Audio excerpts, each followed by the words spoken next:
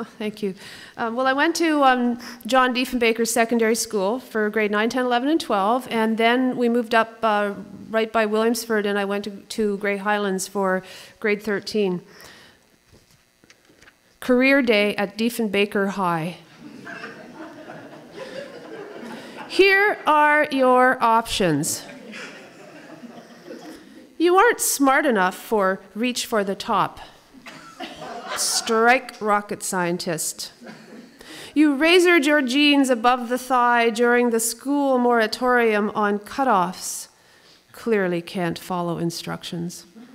You went dateless to the prom, not knowing some statements are not worth making.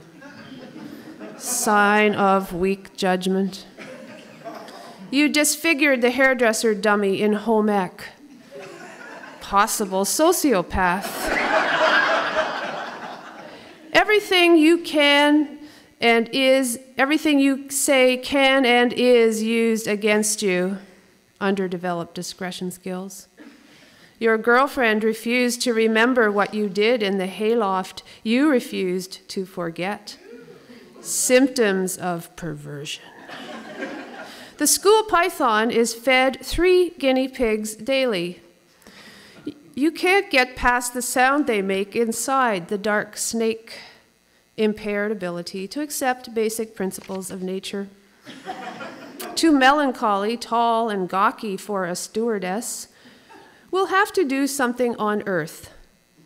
Poetry?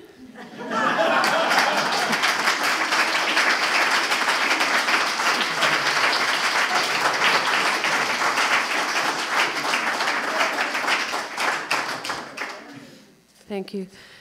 I lived up in Thunder Bay for 6 years, so I'll just read one Northern Ontario poem. Poem for the unknown trucker I tailgated up the Atikokan Highway. You know you're lonely in that uniquely Canadian way when you realize for hours you've been following a transport just for the company. And worse, you've become involved with the unseen driver. Imagine a life for him. You furnish it with the vinyl records. You wonder if he still plays. Does he ever stop for ice cream? Has he ever seen the Book of Kells, the Wizard of Oz, and which part he likes best? Does he grow prize lizards in his Manitoba garden and sneak out nights to admire them like a character in a prairie novel? Will his lizard crop consume him at last? Does his wife harbor some petty grudge he sulks over in truck stops?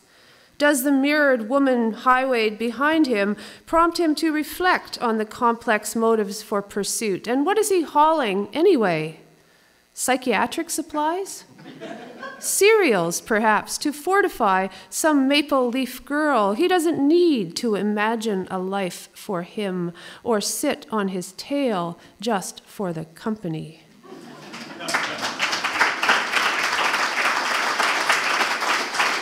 Thank you. Thank you so much. I'm just going to read the opening passage, it's only about 3 pages, of my novel, The Factory Voice. And The Factory Voice is historical fiction set in Fort William, Ontario during World War II.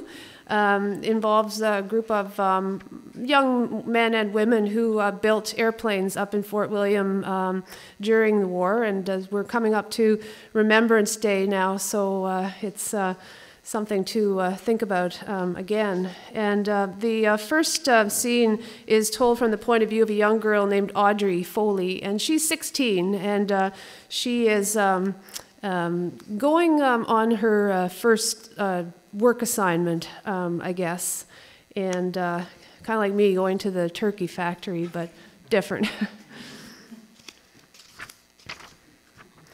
Audrey, Spruce Grove, Alberta, briefly. December 1941. I know where the moon lives now. At the east end of the sky, where the tip of Lake Superior meets the future. You don't mind if I run hard while saying exactly where, do you? I'm in an awful hurry. I have a train to catch, the God's Country Express. The train will carry me east, away from this whistle stop, away from cave-era parents, away from the ranch hand. And I'm likely to leap over gopher holes along the way, so if my words wobble in the next few minutes, that's why. This ranch always was riddled with gophers. If I twist my ankle on one of their front porches, I won't be going anywhere. I'll miss my train. My life will be over when it's hardly begun. I'm only 16, but I'm told I sound older. That's because I read. All-Star Comics, the Spruce Grove Examiner. My parents don't take the paper. They already know the news, and it's not good. Hollywood Star magazines, books about Ontario. Is that ever one dilly of a place? Fast and loose sounds like, and lots of work. Shiny pages filled with art. I have to sneak into town to the library to look at these. Sometimes I dip into novels there, but I can't bring them home, so I catch glimpses in town when I can. I did manage all of Anne of Green Gables in bits and pieces, and it was swell. Still, I keep my reading a secret and breathe each new word I learn into the grass. The newest word is heroin. This ranch goes on forever. You could dash in the direction of doomsday and still not reach the edge, but I'll make it. If I had the Green Lantern's power ring, I'd be there before this.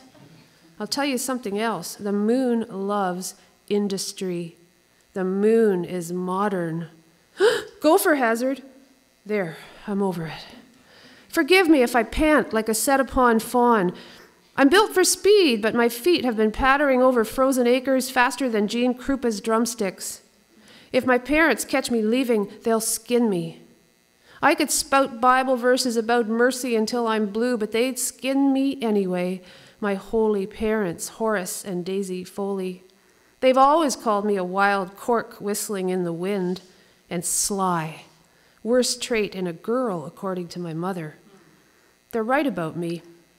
You'd think they'd be happy being right, but it frosts their brimstone socks, which doesn't make much sense when you consider. Stagger me, I don't have time to consider. The train for Winnipeg, then Fort William, Ontario, where the moon lives, stops here in 20 minutes, and only now do I scramble over the rail fence that marks our ranch boundary. I've got to rest for a shake, though. I have small bones. This carpet bag drags me down. I've been hauling it across the pasture, along the ragged path, through the darkening trees, over frozen vetch, knotweed. Like I said, away from the ranch hand, with the face like clabbered milk and huge thunking hands that would wed me between yanking slick red calves out into the world. I can breathe better. On I go again. He talked to my father. My father talked to my mother. She talked to me. I talked to the moon. I'll bet that sounds queer to you, but if you've ever been an only child like me, it might sound less queer-like. A girl has to tell someone, and the red staggering calves aren't my idea of a good sounding board. My parents said, "Oh, dandy, you two can marry, carry on the ranch." That was more useful than finishing high school, they firmly believed.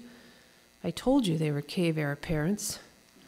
All my life they've crowed, "Lo, the end is near." If that's true, I said, what does the ranch matter? They said we had to soldier on regardless. Speaking of soldiers, I guess they'd heard there was a war. There's always a war, my mother pattered on, patting the Bible. And the ranch hand? All he did was smirk. He's been smirking since I was 15, scheming with my parents behind my back, making grabs for me in the barn, calling me his dumpling, his colt. Then this whole wedding thing began to unroll like some crazy carpet I couldn't stop. They've got it all planned out. A simple service. Audrey Leona Foley, do you take pierogi supper? Carry on the ranch. They used a fancy word for it, vocation, but let's, smallish gaping hole, call a spade a spade. I know what it's really about, begetting and begetting and begetting. Here's little Audrey with her brood, roping her calves, cooking her flapjacks, living her Old Testament life when there's a swell modern world out there. Like I said, I read on the sly. The Spruce Grove Library is the size of a fingernail. I'm supposed to be studying some special Bible for brides they keep locked in a glass case there. Comics beat Bible stories all hollow, if you ask me. I just read my first Wonder Woman comic. At the library, I always head for the shelf marked new. And there she was in her dandy outfit and her bullet bracelet, holding her golden lasso, and wasn't she one glorious lady? I couldn't get enough of her. I'd give anything to be able to fly like Wonder Woman, or stagger me, even be near what or who flies. Instead of reading at the library, I'm supposed to be peddling these little sheets of paper with Bible verses printed on them around town. A penny a verse. My mother says that will teach me the value of money, and the pennies will go towards my wedding ovenware from the Corning Glass Company. I'd rather stand with a cob of corn stuck in my ear than peddle those verses. I told my mother no one was home. That's why I came home, penniless.